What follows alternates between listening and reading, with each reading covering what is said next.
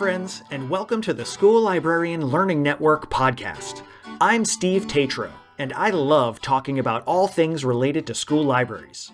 I may be an old dog, but I'm always trying to learn new tricks. In each episode of the SLLN podcast, I'll chat with a school librarian about a lesson they love. Hopefully, this can be a place for school librarians to get ideas and find new ways to engage with their students and staff. As a good friend likes to say, we're better together. So I hope this podcast will help school librarians connect with and learn from each other. The opinions and ideas shared in this podcast by myself and my guests are our own and do not reflect those of our school districts. And because school librarians always strive to be good digital citizens, I cite sources when using material that is not my own. Hey everybody, we're back. I am so excited. I get to talk to my friend Amanda Jones. Amanda, I'm so excited to have you here. Thank you so much for sharing this lesson. Before we get going, I need to let you take a second to just kind of introduce yourself. Who are you? What should people know about you?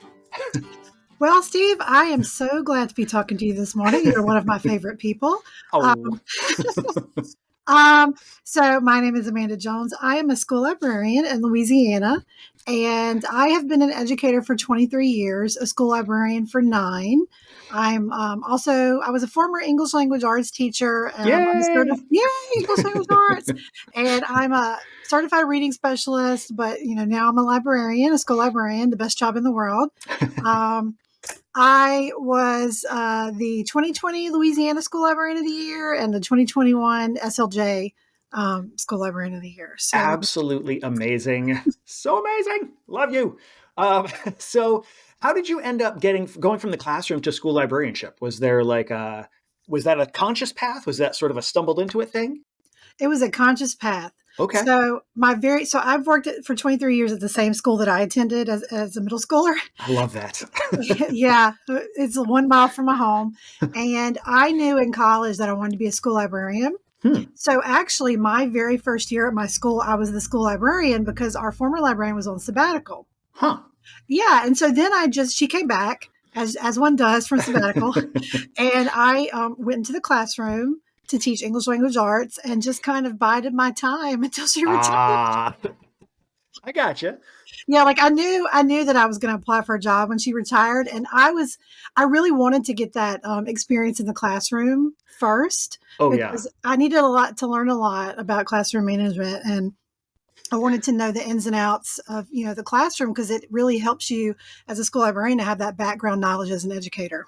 Oh, absolutely. Absolutely. It's funny. I think you're one of the few people I've talked to that knew they wanted to be a school librarian right out of the gate, which is awesome. But I agree with you that having that teaching experience, like that classroom management sort of just dealing with large groups, getting that under your belt, I feel like is such a valuable tool that I think sometimes we forget is a part of our tool set.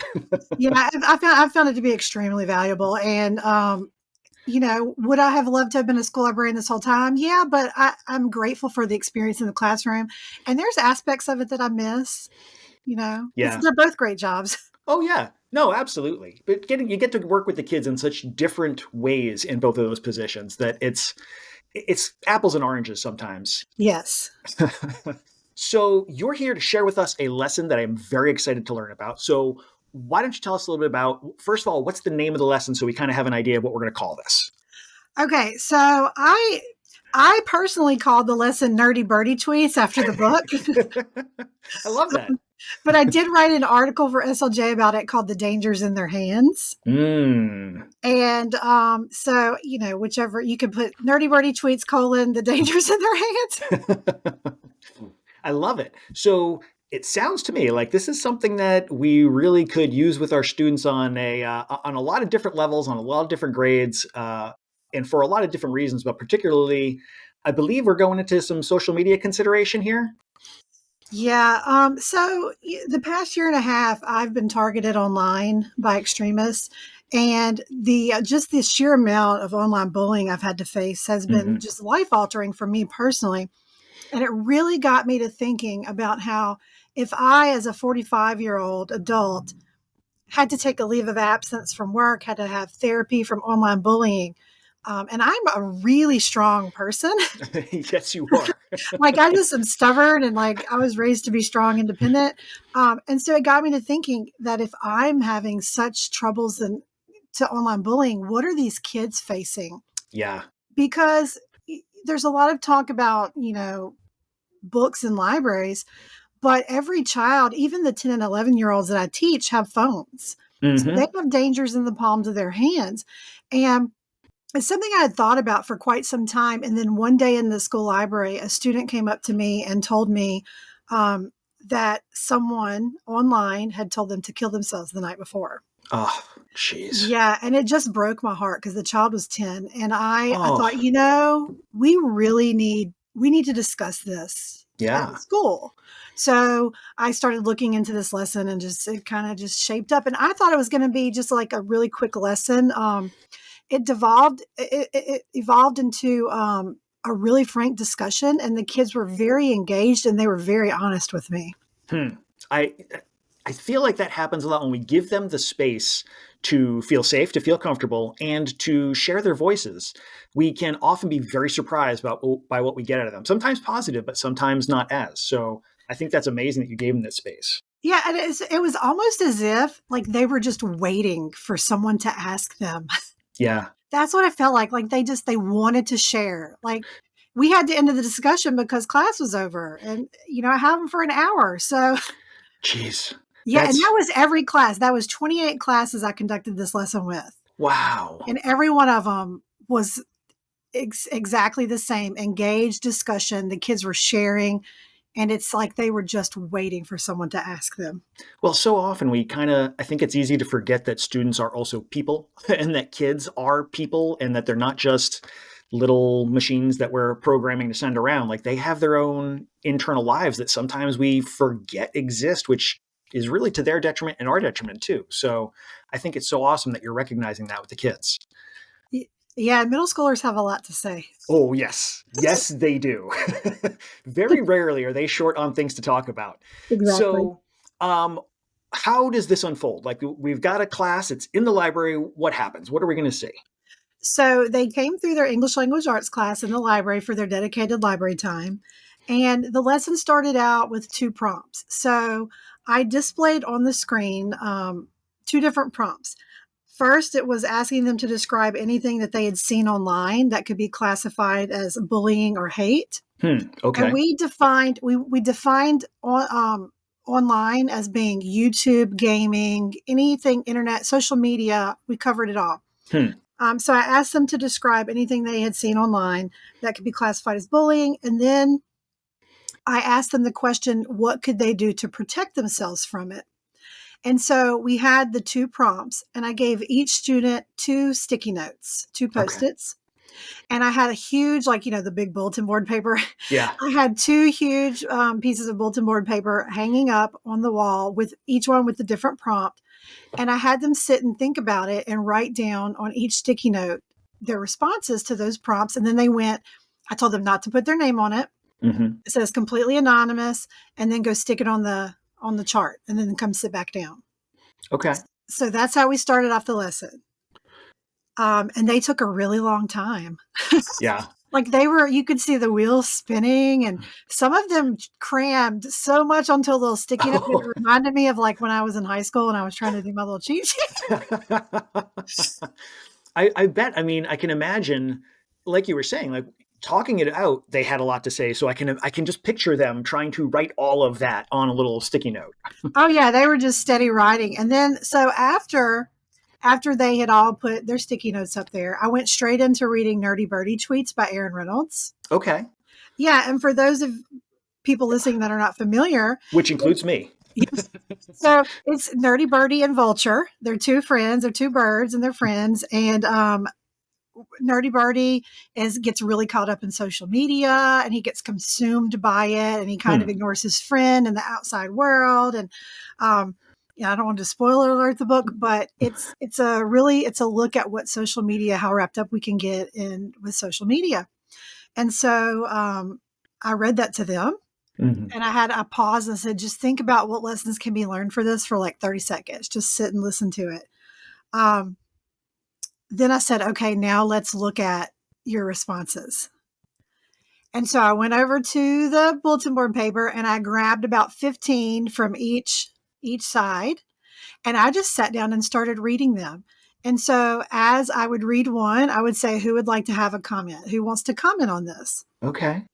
And their responses, for example, when I asked them to describe something that they had seen online that it was inappropriate, they commented that they had seen people being fat shamed.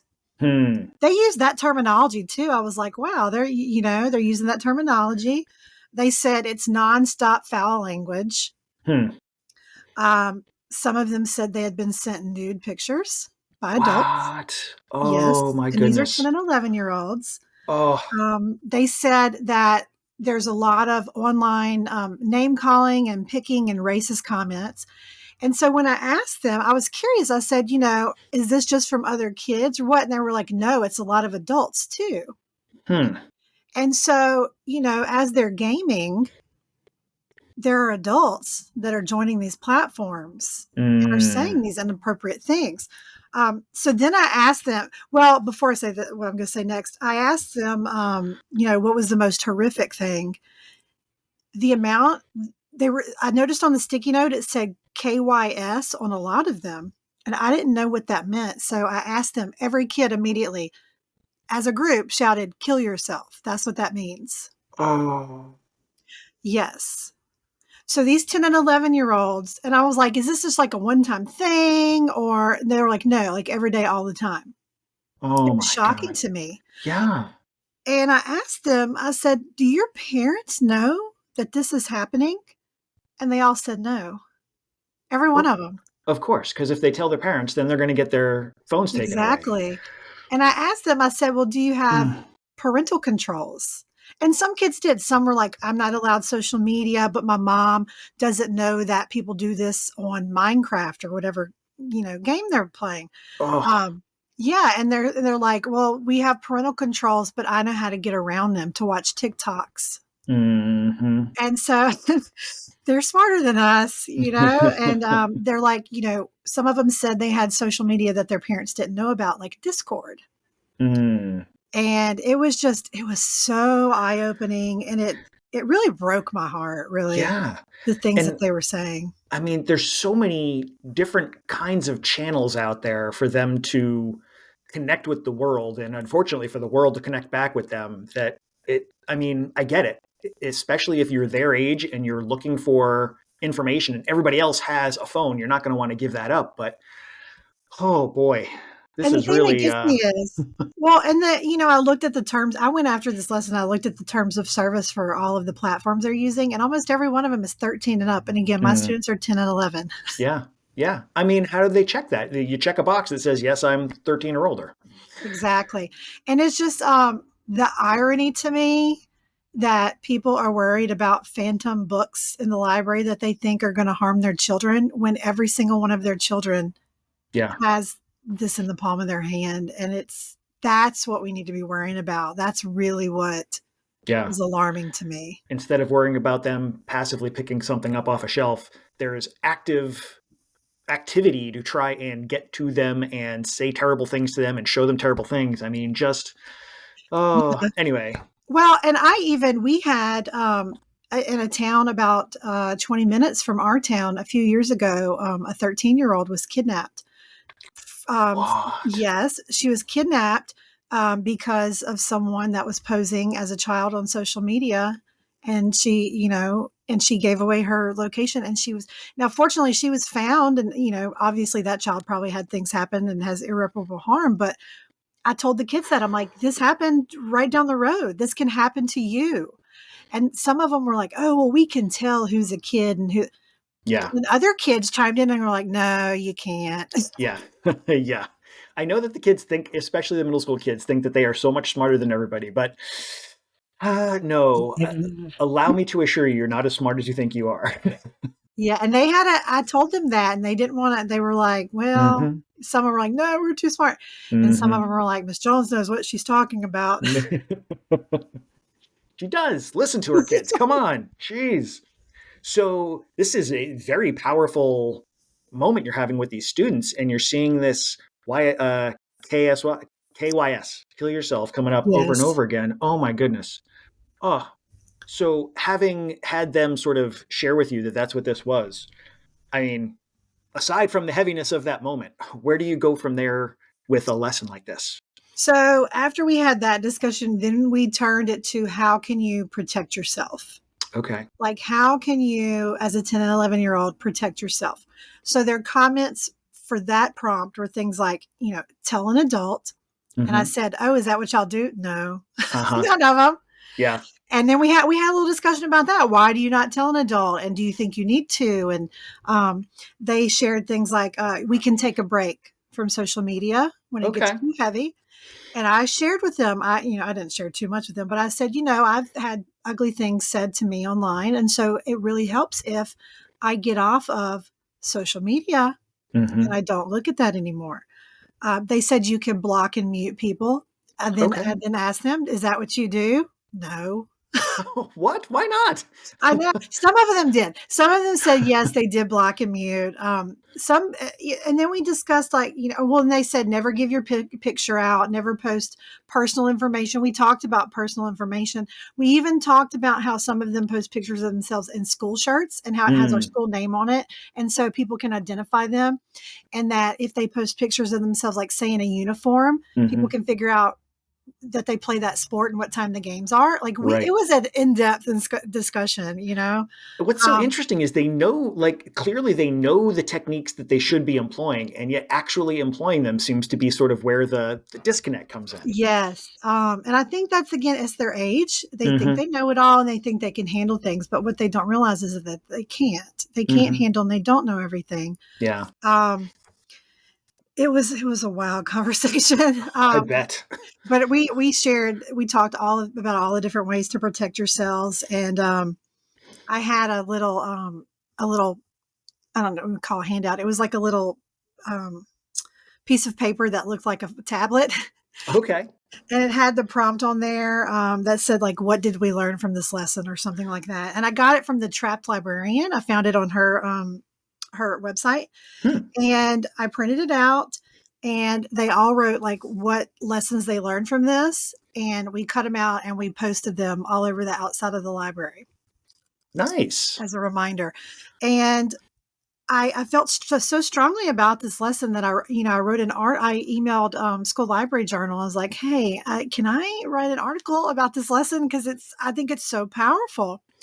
And the good thing is they said yes. It's the first time I've ever written for School Library Journal. Congratulations. I know, thank you. I was excited they said yes. And but then when it was published, I sent copies of it to all of our superintendents at the district office. And they're in charge of 46 schools. And our director of counseling was forwarded. And she will be coming to my school soon. And we're going to talk about how we can take this lesson parish-wide, because we're Louisiana, we don't have counties, but take it parish-wide to all of the middle schools and junior highs, possibly even how we can shape it for an elementary lesson and possibly high school. That's awesome. Wow.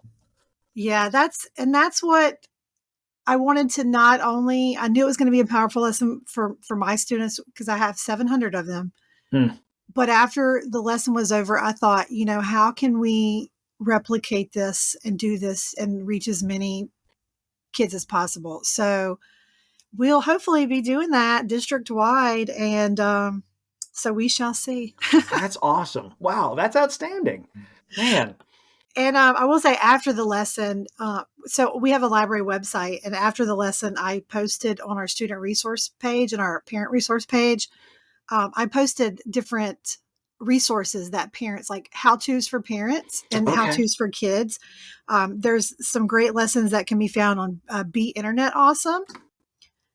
And there's a family engagement toolkit that Common Sense Media puts out. And so I share that on social media for our parents in our community. That's great. To look at. And I posted it on our resource page, on our library resource page. And I'm hoping at one of our family nights, I can share some more of these resources with our parents when they come to our family nights. That's so great. And I love that you're not only one of the reasons I wanted to get into the library was because I was reaching my students in my classroom, and it was like this little slice of the population of the school. And if something awesome was going on, it was just these kids who were going to get it. And I was like, one of the good things about the library, you get to give it to every kid. It's not just one kid. And you're taking that and saying, you know what? It's great that we gave it to all the kids here, but we need to give it to more kids all all over because this is important. That's outstanding. Yeah, my dream is to present this at maybe like a national conference like ASL. Yeah, So that other people can replicate it. And it's absolutely. not like it's the most creative lesson. I mean, I'm sure there are other people out there that are doing the exact same thing, but I just want to get the word out about it. Yeah, absolutely. I mean, this is something, I don't know. I hate to dwell on the negative side of middle school, but man, the social media landscape just scares me so much for them. So I'm really glad that you're having these conversations with them, and I absolutely am going to be stealing this and having it with my students too. Yay! And it's middle school and some of them listen and some of them don't. Yep. Yep. But the cool thing was in this lesson, I really felt like every single kid was paying attention. Yeah. Now, so whether or not they go back and they follow the advice of their fellow students or my advice about staying safe, I don't know. But I hope if even one kid Yeah. follows the advice, that That's a lesson big worked for difference. me. Yeah, absolutely. Absolutely. And I mean, I can absolutely see ways to sort of scale this for the lower grades and for the upper grades too. So I'm really glad that you're going to be talking about how you can do that for your students as well. Because I mean, I think other than middle school, high school is probably the other group that I would really be curious what they had to say about what they saw and what they did. Oh yeah, and I have my own child is in high school, and I had talked to her a little bit about it, and she told me the same stuff, and I kind of already knew because I do monitor my Mm-hmm. my child's social media. She's not on a lot of social media, but I do allow her. She's 17, so I allow her to have TikTok and Discord. But I check it every now and then, and I've seen things on hers, and Yeah. the good thing is that when you have these discussions with your own child, they come and share. And she has come forth and shared several things with me that people have done to her, and we've discussed parent to child what to do about that, and I've even contacted some of their parents that I was friends with, and we had a frank discussion with them. Hmm. So I really encourage not only teachers to do a lesson like this, but parents to have these conversations with their own kids. Oh, absolutely. Absolutely. Well, that is an awesome lesson, if a little heavy. I want to go in a slightly different direction, and we're going to take our book break. Book break! Squiddy! So, book break time. We can talk about any book you want. It can be professional, personal, for kids, for yourself, for adults, for teens, whatever you got. So, what book do you want to share with us? Okay, can I share two? You sure can. Okay, so one book I want to share is The Artivist by Nicholas Smith. Okay. And he came to ASL and he was one of the keynote speakers. Oh, yes. Yes. And he is so amazing. So he has his book, The Artivist, but he's also illustrated so many other books. He illustrated the book I Am Ruby Bridges and, Born on the Water, the 1619 project. Mm-hmm. But The Artivist is just it's just so amazing. And I was at ASL, I was with school librarian Erica Long from Tennessee, and she actually got the paintbrush that he has, and that she got it tattooed as an honor while we were there. And it's because it's such an inspiring book and message. And then so the second book I want to mention is kind of heavy. Okay, that's all right. We're adults. We can handle it. So I've really been down this rabbit hole of why people believe in conspiracy theories and things like that, because I've had a lot of things thrown my way. Mm-hmm. So I recently read a book called Jesus and John Wayne. Okay. So it's called Jesus and John Wayne, How White Evangelicals Corrupted a Faith and Fractured a Nation. Because I am white and I'm a Christian, and I wanted to understand how people that are in my family and friends, why they think the way they do. So I read that, and I might have secretly purchased it on Amazon for my father and had it delivered to his home. Anonymously. I don't know how it got there, but oh well, since it's here. Yeah, but it's just a book to make you think, but that's strictly an adult book, and The Artivist is a kid book. The Artivist, I keep forgetting that I want to pick it up, and I remember seeing Nicholas Smith speaking at ASL, and it was just his talk was so incredible, and he is such an amazing artist and thinker, and he's so inspiring. He even posted today, he posted on Twitter or X or whatever we're calling it now. He even posted some artwork today that blew my mind. I'm like, he's so talented. Yeah. He is just a really amazing guy. That's definitely going on my TBR / to be bought. Awesome. Thank you for sharing, for giving us lessons and books and things to think about. There's a lot going on here, and I really appreciate it. I appreciate your time. I appreciate you coming here. If people want to find you, how are they going to do it? Okay, so I do have a website. It's called librarianjones.com. And so it pretty much says everything about me on there. And then if anybody wants to look at my censorship journey, or I have a book coming out called That Librarian. That's coming out in August. And so I have a link on my website, librarianjones.com, where people can see about my book that I'm writing, about my personal fight of being defamed in my small town community. For standing up for censorship. And then I'm also on Blue Sky. Yay! I know I'm trying to get better at it. I'm just not as good as I'm trying, and I don't even know my handle on Blue Sky. That's all right. That's not great. But I on Twitter /X, I can be found at ABMACK33. All right. I cannot wait to get my hands on your book. I ordered one from what I think is your local bookshop, and I wrote in the notes, please ask her if she can sign this for me. And so they wrote back, they were like, oh, we'll make sure she sees that it's from you. So keep your eyes open. Will do. And they are so, my local bookstore, Cavalier House Books in Denham Springs, is so great. And so, yes, anybody who pre-orders from my bookstore, every copy will be signed. Love it. Oh man, I am so glad for you. And I've got to say, like, you have been going through so much, and I know that people are going to know that as they come into this, but even as you are talking about it and writing about it, you're still laughing and you're still smiling and you're still staying positive. And I so much admire and appreciate that about you. So thank you so much for that aspect of, on top of all the other stuff. Thank you. Thank you. Well, thank you, Steve, because for the listeners who don't know, Steve, you've been one of my biggest supporters and friends over the past few years. And so I appreciate you so much. So thank you. Anytime. All right. Thanks for checking out this episode of the SLLN podcast. Be sure to check out the show notes, which include not only a link to the lesson, but also links to the SLLN website, home to a curated list of free upcoming virtual events and resources for school librarians. It's easy to become a member of the network. Just visit the site and use what you like. If you have an idea, a question, or a lesson you want to share, you can email schoolliblearning@gmail.com. That's school, LIB, learning@gmail.com. Know someone with a great school library lesson? Let us know. Until next time, be safe, be good, and be well.